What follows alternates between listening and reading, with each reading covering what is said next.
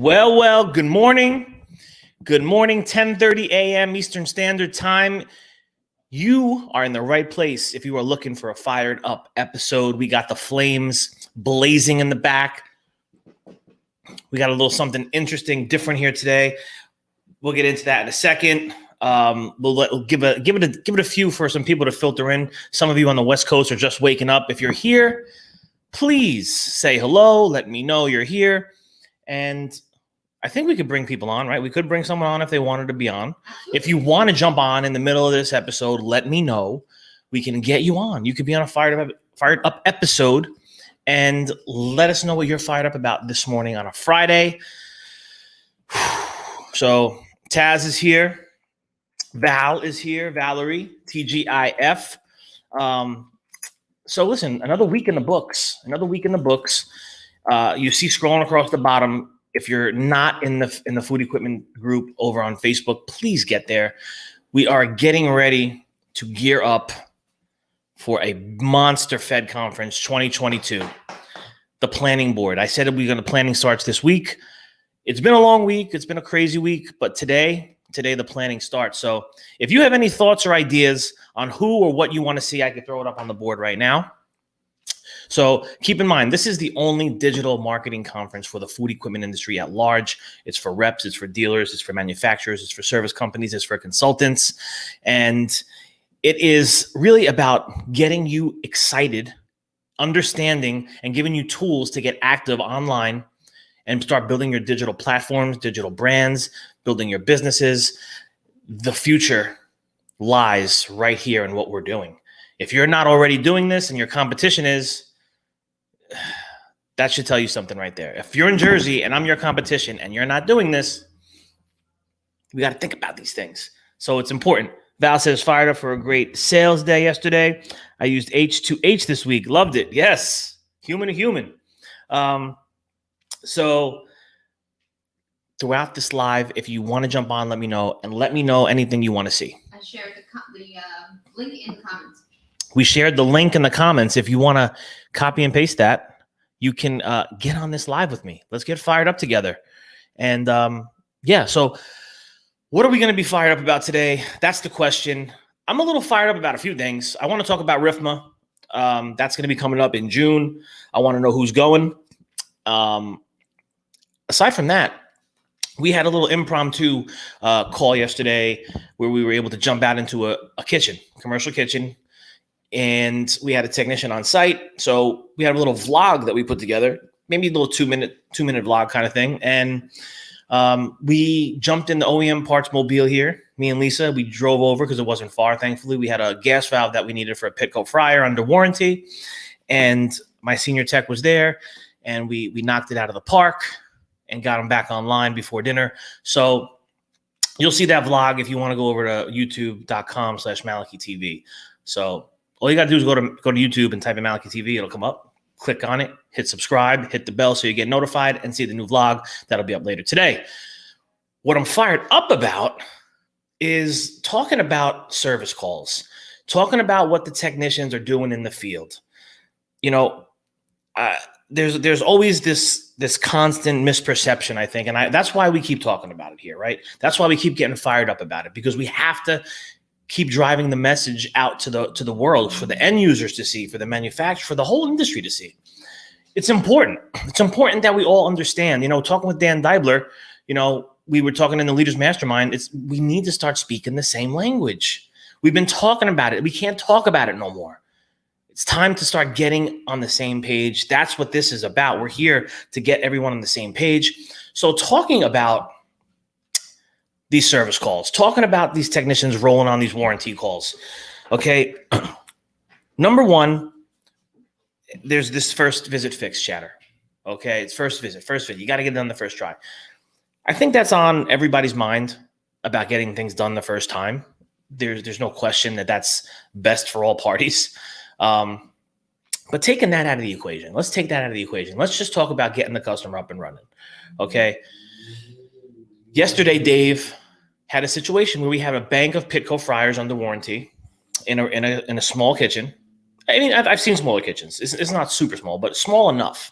So, you don't have much room on the line. So what had to happen was Dave had to disconnect this thing, pull it all the way to the back of the house, and start pulling it apart, doing what he had to do, so the cook line can keep working. So he's doing that, and you're going to see that. You'll see this in the video, and after we roll up with the gas valve that he needed, thankfully we had it in stock here. That's how we got there, because, hey, Rich, it's here. Can you run it over to Dave? It was fairly local, so we were able to do that. And I get back, and I'm like, damn, I said, who helped you with this? He said, I did it myself. I dragged it all the way to the back here. Now, this situation, he might not have dragged it a mile, but there are situations where that does happen. Nevertheless, this is all time. So it's like, oh, why? We're not going to pay you an hour and a half to do this. It's only an hour, so you're gonna have to eat 30 minutes. And I'm not saying that they did that. I'm just talking hypothetically. Hypothetically, from a warranty perspective, they'll say, no, we only give an hour for a gas valve replacement. Okay, that's perfect world.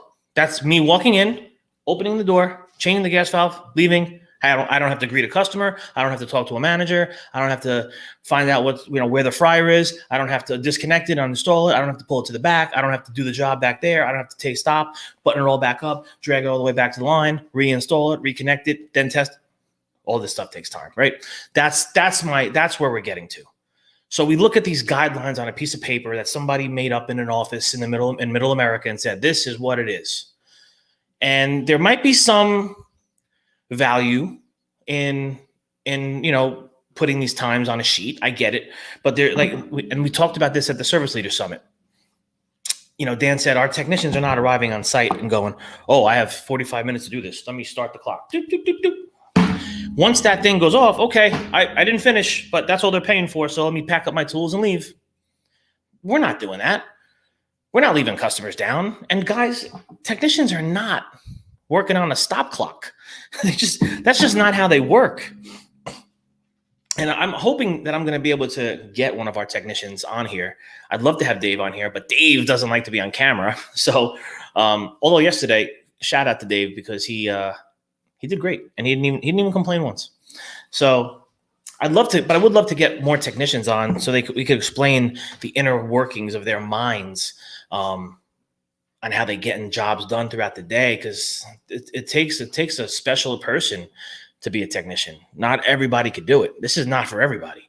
And the men and the women that are doing it are special. And again, they're not wired to get their timers going. They're wired to come in and they say, this thing is down. My job is to get this up.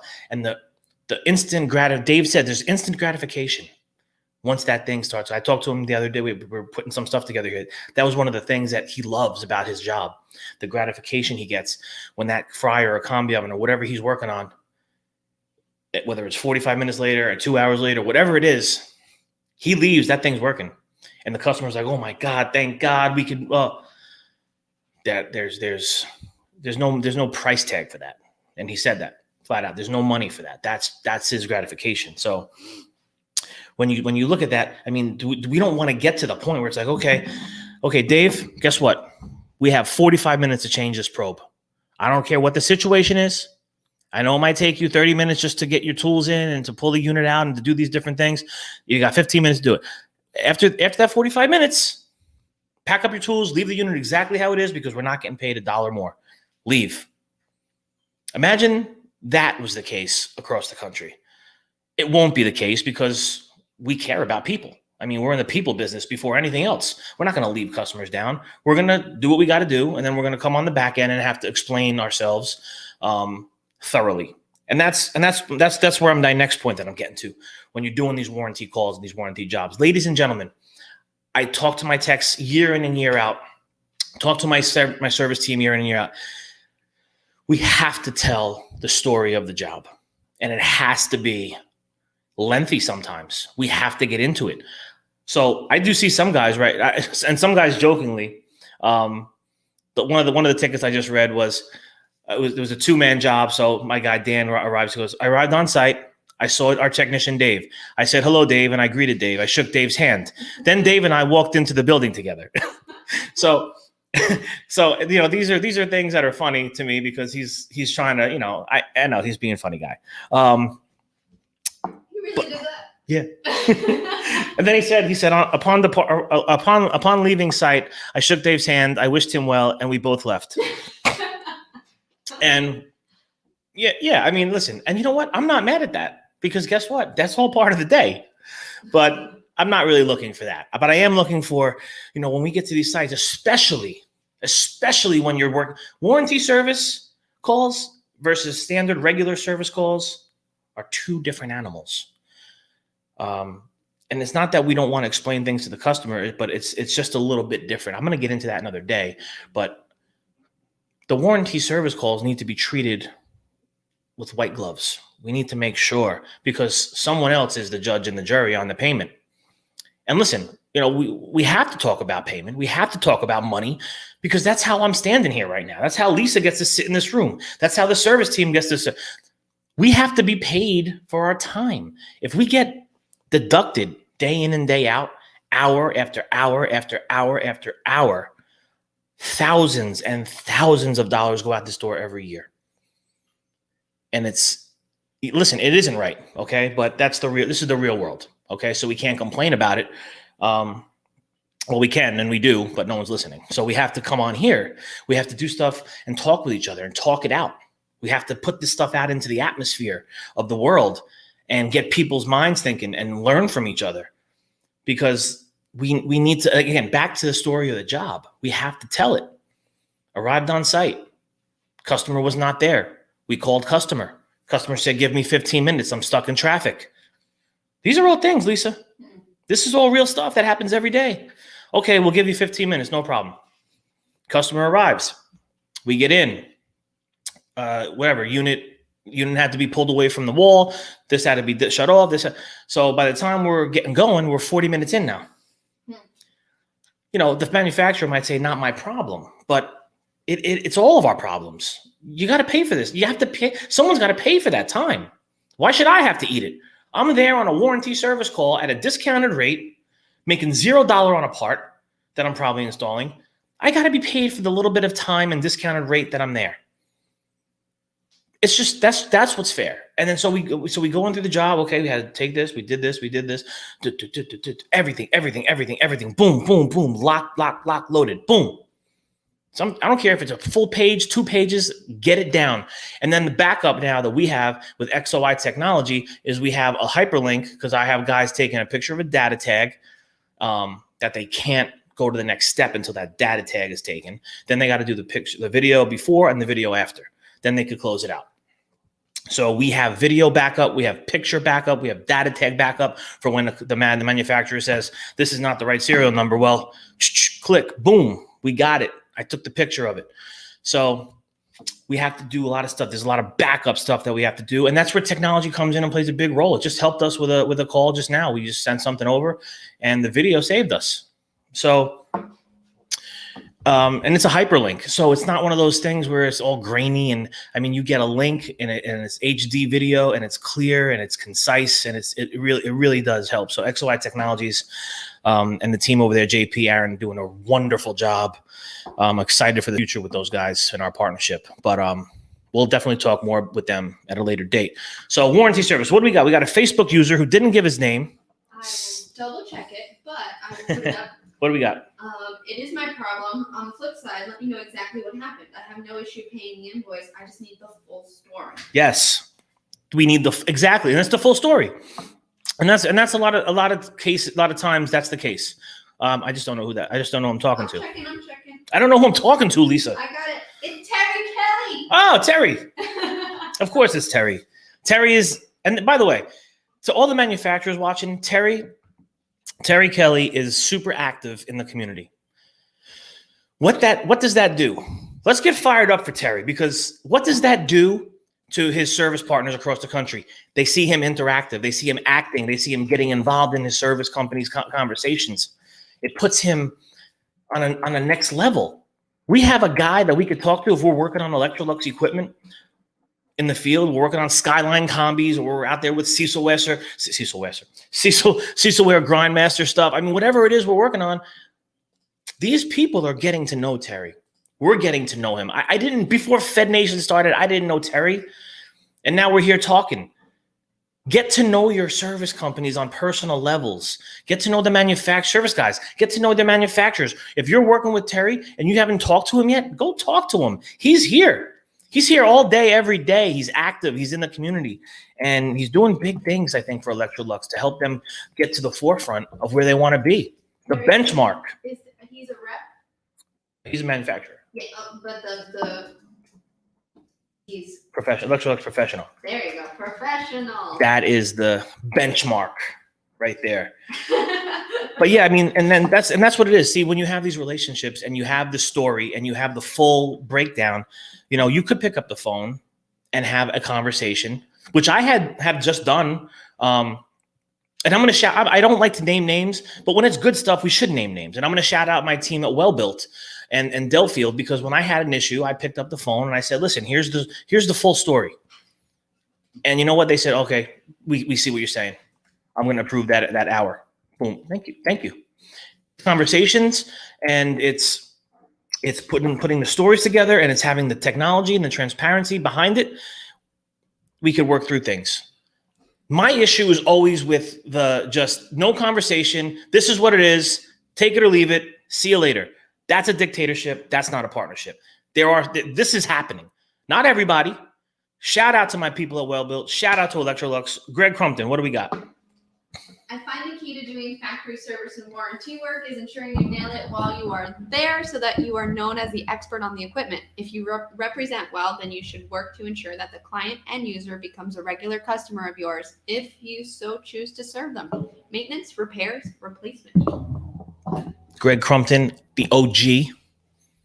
And if you're watching, go over and check out Mr. Greg Crumpton. He's got a great podcast called Straight Outta Crumpton, and he's talking with industry leaders. It's a really great podcast. I had the opportunity to be on it. And Greg is and like I said, he's an OG of the industry. He knows what he's talking about. He's been around, and he's on point here as well. I mean, you know, the factory service warranty work. We want to nail it when we're there. We want, you know, especially when it's a new customer, it's a new potential client. We want to impress. We want to show them what we could do right out of the gate. And that's always been one of the upsides of being a factory authorized service center, right? You get your foot into new doors and stuff like that, which, you know, that's still valid. So yeah, I mean, you know, we want to make them a regular customer at the end of the day. So it's not just about giving the story of the job and everything to the manufacturer. It's also about wowing the client customer at the end of the day, because that just makes us all look good. So what else we got? Anything? You don't have a nonprofit behind your name. Valerie, thank you. And I've said this before on another live, not that exactly, but I mentioned my father. My father used to say, you know, people will call up here, you know, where I'm. Yes, it's my favorite quote. I don't know if I'm going to quote it exactly as I did last time, but you know, my father would say, you know, we don't have a cross on the top of our building, son. You know, I'd love to, you know, A steeple. Yeah, it's a steeple. Yeah. We're here to make money. I mean, I wish we could volunteer and give our time and our parts and everything away. He said, but we'll be out of business tomorrow. And, you know, listen, sometimes people, oh, you're trying to profit on us? You're trying to make a profit? Well, yeah, what are we all doing? Is that what they're doing? Yes. With their business? Yes, that's what we're all doing. So it's okay that you want to make a profit. And you know what? I'm working with different people and clients, is even van maintenance, right? I spend thousands of dollars on our van maintenance every year, you know, and we do our best to negotiate with the people that we work with, but they're in business too. And I understand. I'm not walking in there with my own brake pads and my own brakes and saying, hey, can you put these on? No, I get it. I get the business. And you know what? They're going to warranty it. They're going to stand behind it. And that's the relationship that I've built with these people. And that's the same thing we're doing out here. So it's okay to be profitable. You want to be profitable. I want you to be profitable. If you're a manufacturer, if you're a rep, you're a dealer, you're another service company, I want you to be profitable. I want you to win. That's just my DNA. That's what I want. I want the people around me to win and be profitable. I don't know. We're fired up. You were going to talk about the Fed conference. Yeah. So we're going to do a little segue here. Fed Conference 2022. I don't know if you could tell that those are mountain and cactus. So it's going to be in Arizona. Oh, you got the Z. That's how I roll with my Z's. Z. That's a Z. What is that? Z in every other English language aside from American English.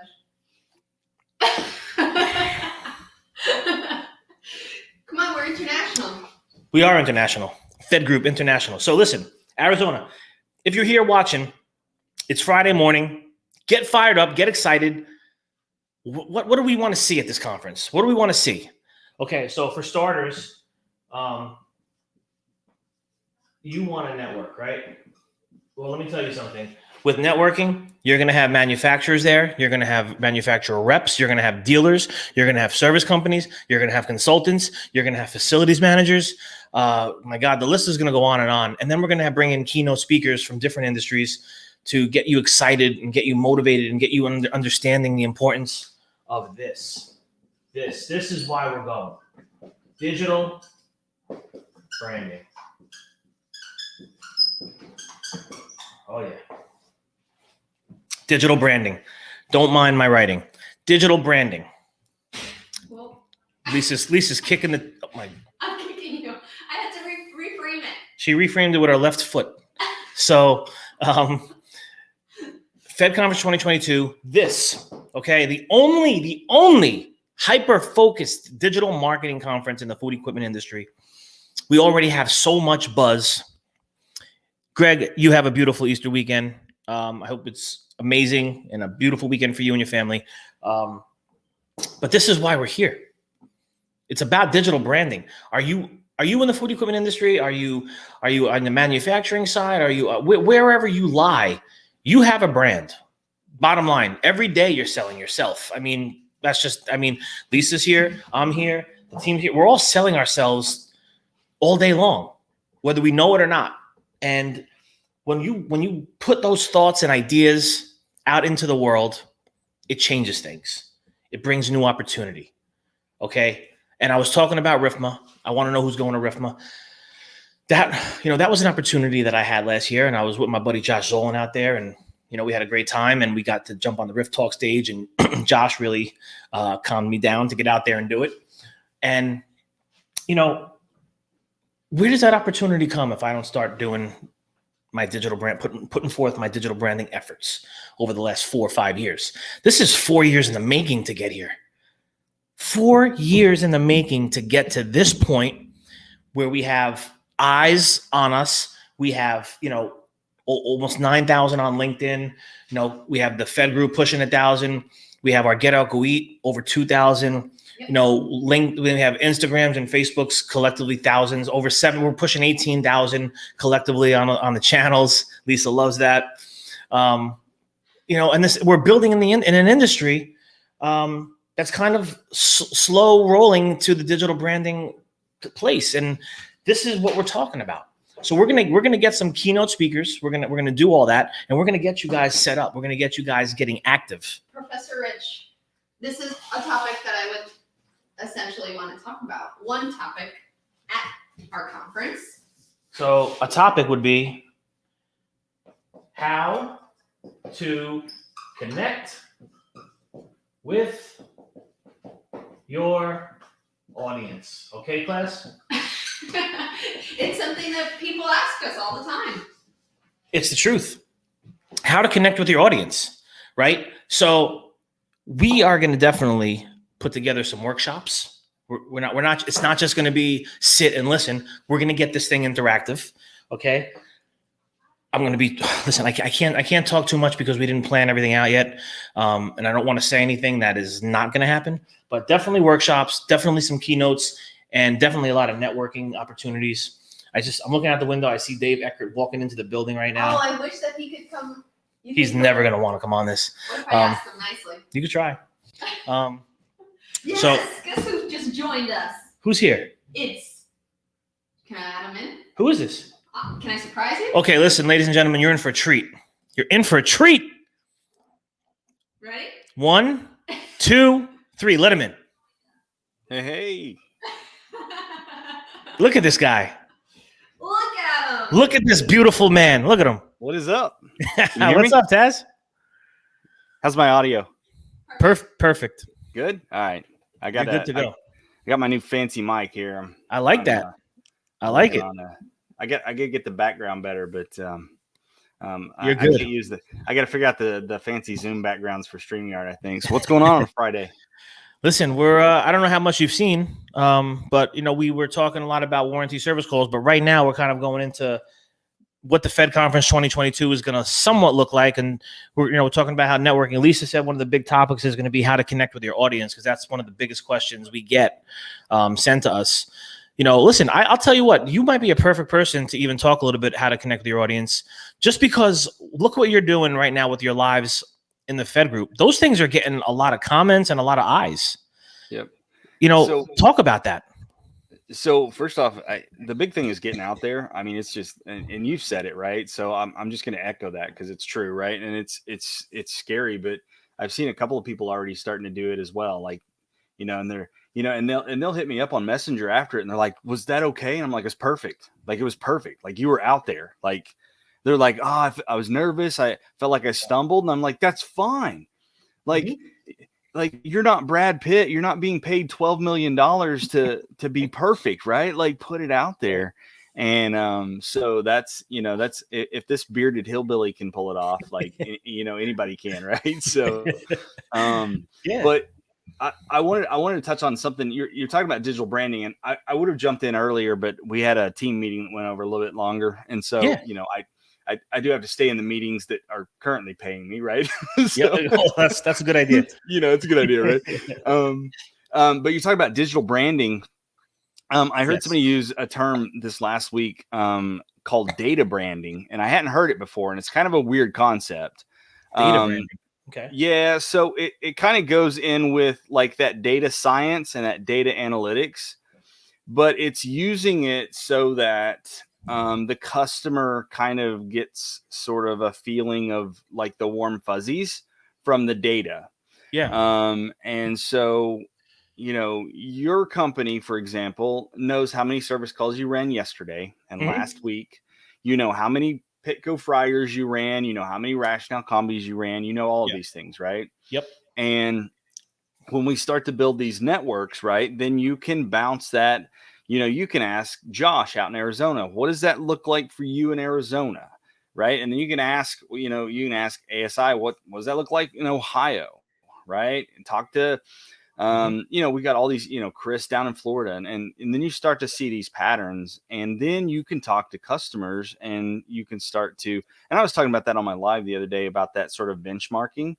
And that's that data branding, right? Where you can go to a customer, and it's one thing when your technician, like a customer gets that warm fuzzy when a machine's broken and the technician walks in and goes, "Oh, I've seen this before. I'll have you up in 30 minutes, right? They love that. Like that's a super warm fuzzy, and we love that feeling.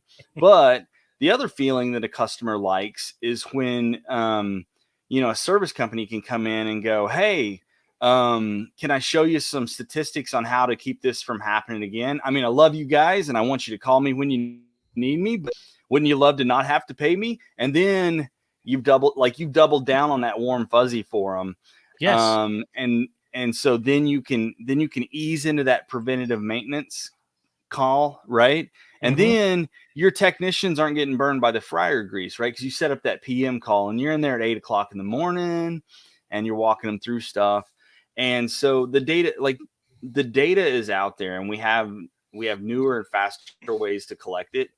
And so Walmart has this thing called the data warehouse, which is, I used to think was a fancy term for a few servers, but it is actually like a 400,000 square foot building with blade servers in it, right? Like it's an actual physical monstrosity, right?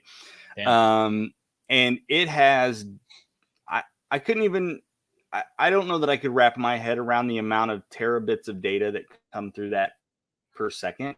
Like right now, it is calculating how many marshmallows are being purchased in a Walmart right now. And somebody's using that data, right, to do something with it. And so maintenance is a little bit behind in this, but we're starting to catch up, and we're starting to use that data flow to start to pack in, how many times did we call out on Giles fryers versus Frymaster fryers? How many times did we call out on Free Hotto versus Henny Penny rotisseries? How many times on that Free Hotto rotisserie did we change out a glass door versus a gap? Like all of that data branding. Once you start to track those numbers, and it's a task, and there's a unique mind and person that can deal with that. So it's one of the things that I tiny bit struggle with, right? Because I think Rich, you and I are very much that mechanical mind, right? So like when I look at it, I'm like, yep, that gear looks wrong. Let's swap that out, and I think we can get your machine going again. Versus somebody that can sort of like think like you almost think like the Matrix, right? Where those numbers and streams are just kind of trickling down.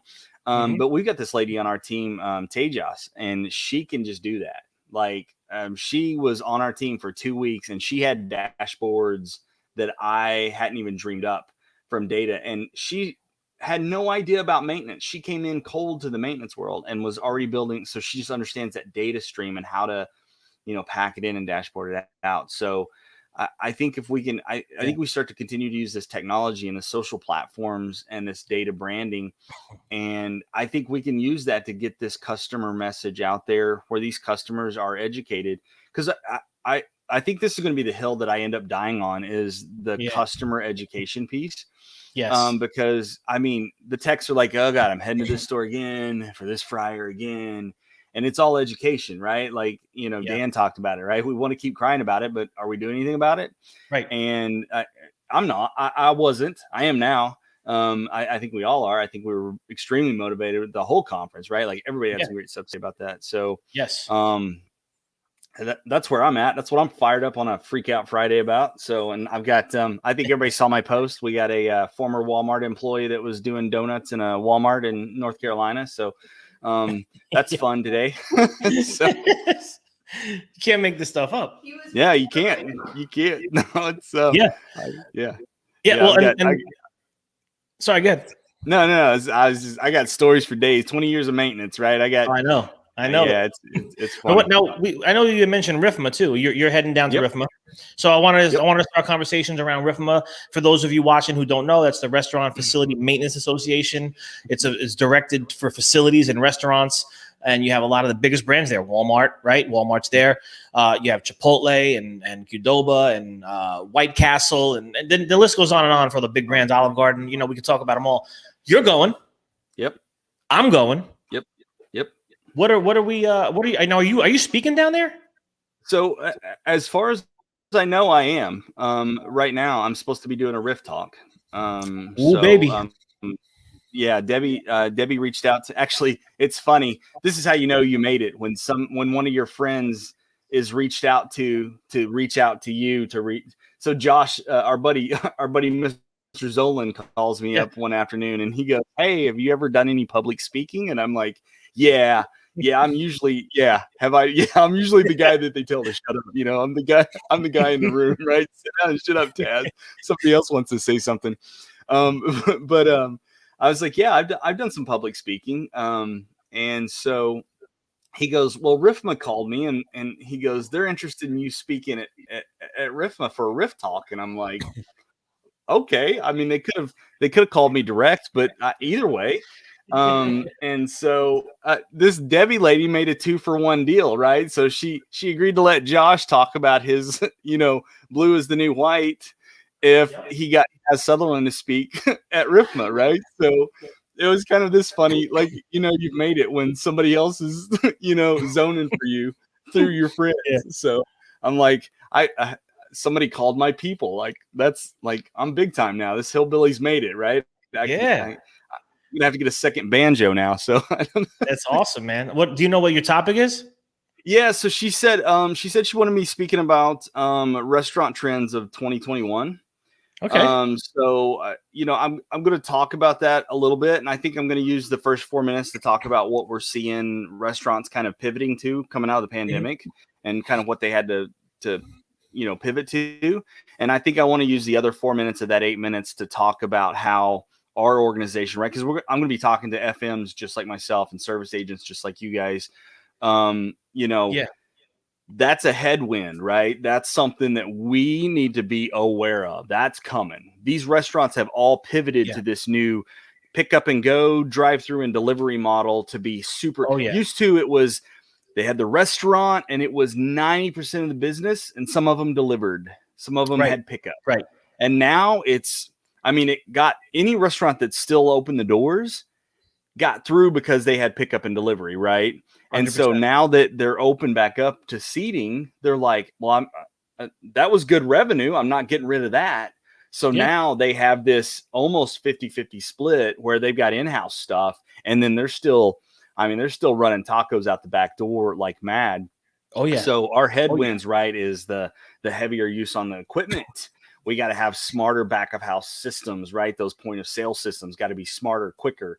They got to be more intuitive, right? Like you got to be able to have a 16-year-old and go, okay, here's the 5-minute breakdown of how you put in a taco. You hit shell, they want beef, they want lettuce, hit send, right? Like boom, done. And next, right? No cheese, right? Like cheese, double cheese, whatever you want. And so as FMs, as service agents, right? Like we have got to be prepared to deal with that stuff. And, you know, you and I were talking about this the other day, like it's not just about fixing fryers anymore, right? You're standing in there, you're on the clock. You need me to tighten up that door hinge? Yes. Fine. You need me to run a new Ethernet cable for you because you're too busy to do it? That's fine. Got you, bro. Like, not so and that's to talk to you, because for anyone who don't know, I emailed Taz just talking to him about some combi oven and stuff, and I said I'm also interested in all of a sudden I saw something on people about these carts.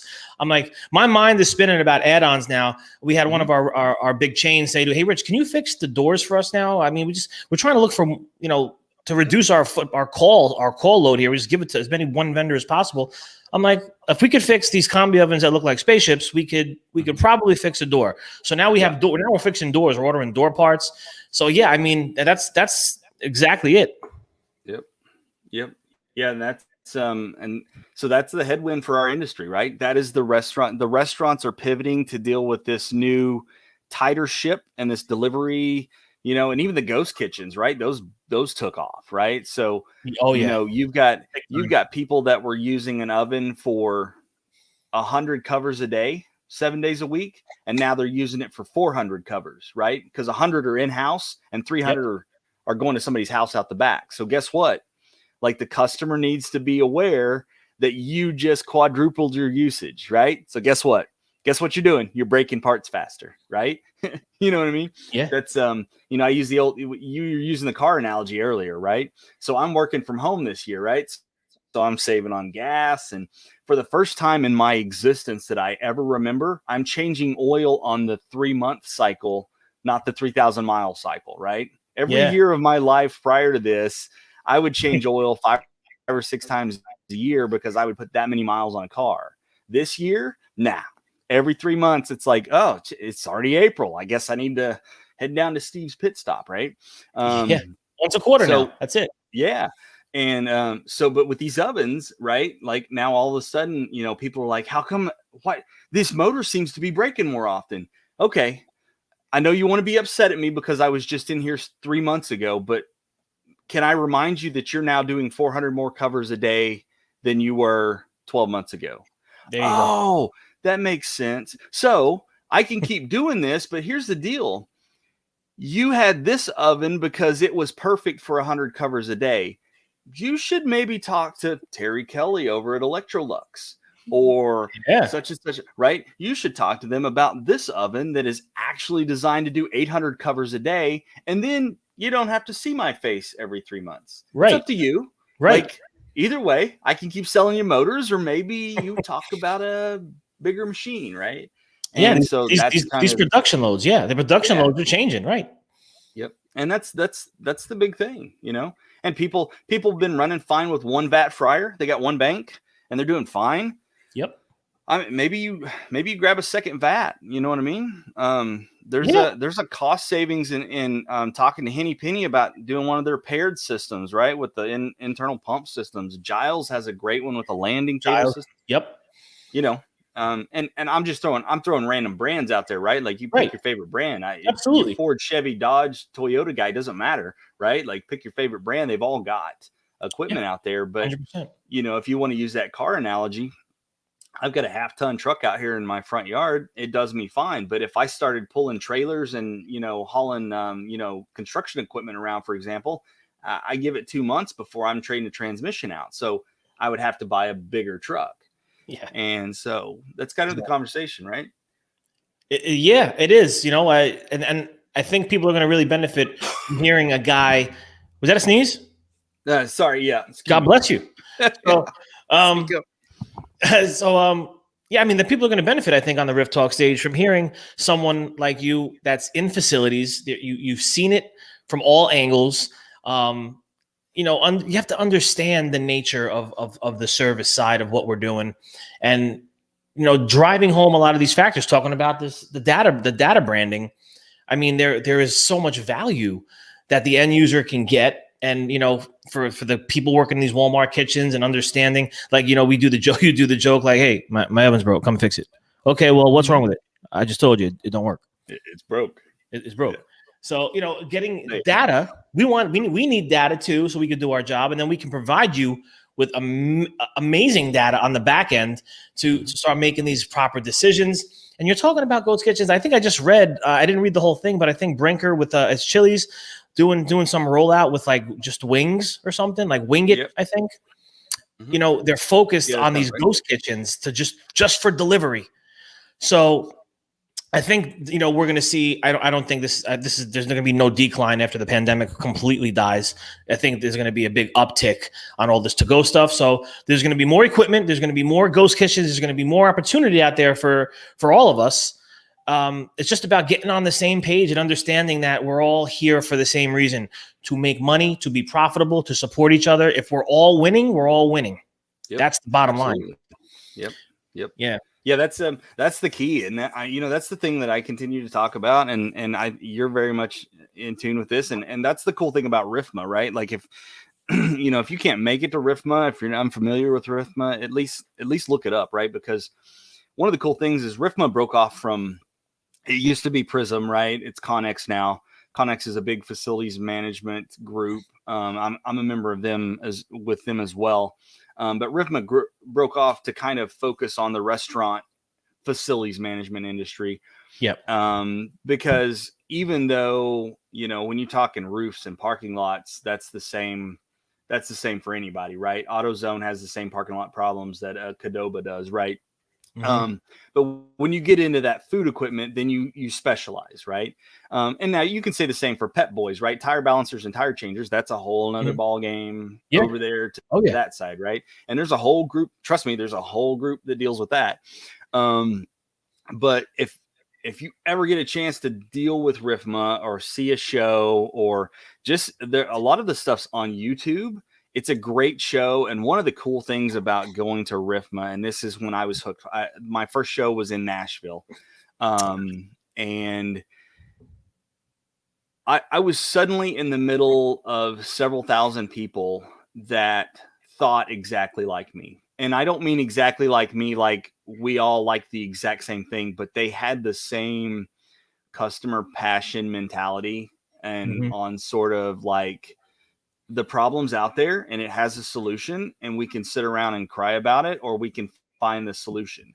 And so I remember sitting at a table with a guy, I believe his name was Mike Clark. I've got his card around here somewhere. I've kept it. He's with Wendy's, but like the Wendy's corporate, right? So he wasn't with the franchise. So Wendy's is like, they have franchise groups, but there's the Wendy's corporate. So when you get into franchise, they're a little different. So I remember having a really cool conversation with him, because coming from Walmart, we're all corporate. We don't have franchises, right? We're all corporate owned. So it's a different ball game. And so I remember talking to him. I'm like, how do you convince one franchise to buy new equipment versus another one? And he goes, well, that's one of the beasts we deal with. And just blew my mind, right? Like this guy was just, and we sit there spilling information. And then I'm talking to the Starbucks folks, right? And they get what I get because they're corporate. So it was beautiful. And I met tons of service people. I met Josh Zolan. I think I met Josh for the first time right before you went on the stage for you didn't speak at all. Did you speak at Austin? No, I was there. I was You was there. at Austin, but you didn't speak I at was there. Austin. I had a booth. We had a booth in the exhibiting hall and everything. We must have missed each other. We kept missing each other. But yeah, I spoke to Josh right before I know it was right before his Rift Talk, about 30 minutes before his Rift Talk. Mhm. We were all standing around there eating chicken sandwiches out in the lobby there. And but you meet people like that, and you never forget it, right? I met a ton of people, just really, really, really good people. That if you can make it to RIFMA, I recommend it. If you can't, maybe me and Rich will do a live and recap it for you. So guess what? We are going to be there. We're going to have camera. Lisa will be there. We'll be rolling. So you know what? If you can't make it to RIFMA, stay tuned to some lives. We'll definitely, me and Taz will definitely go live together at RIFMA. That's a guarantee. Yep. And then we'll probably be vlogging throughout the whole entire thing. So you can go to Malachi TV and you'll be able to rewatch it. And I'll probably post a bunch of different videos in Fed Nation over on Facebook. So if you can't be there in person, you'll definitely get some inside looks. But listen, this has been amazing, man. I appreciate you jumping on with us. Yep, this is definitely. This just made my Friday, and we had when you jumped on, I think our viewers went up by 50%. So they did. You saw the numbers go up. That's awesome. Yeah, it's awesome. Yeah. So I don't know. Do we have anything there in the comments that we want to just jump on real quick? Just this is the last one. This is a really interesting conversation. Most QSR at Puerto Rico are franchises, maybe all of them. Okay, Josh. And then Josh says we should do a live roundtable at RIFMA with all of us. Josh, it is done. It's sealed. We're going to do it. We're going to do a beautiful, amazing live. Lisa's going to set it all up. Absolutely. And we'll shoot the as they say. Yeah, let's do a whiskey and wisdom roundtable. That's what I'm talking about. Oh, okay. I love it. That's what we're going to do. Done. That's what we're going to do. All right, I'm gonna let Taz pick the whiskey, and before we go, it is Friday, and Taz has been known, if you're over in the Fed Nation group, to put in some amazing weekend drinks. Is it drink time? What are we having this weekend? It's almost. So I'll come up with some stuff for the group. I'll do a little research, but I found just last night. I don't know if you've heard of this. You were talking about, you found Bubbly the other day, right? The seltzer, yeah. Right? And you liked it, right? I love it. So Michelob Ultra now makes a lime cucumber seltzer, no carbs. It comes in like a 24-ounce can. I'm hooked. I feel like a true hillbilly with the tall boy, but so we might have to go try that then. Yeah. I'll post some pictures later, but they suckered me in. They had it merchandised on the corner of the beer cooler last night while I was shopping for groceries and waiting on somebody to get their electric wheelchair out of the way. So I dropped some in the cart. That's amazing.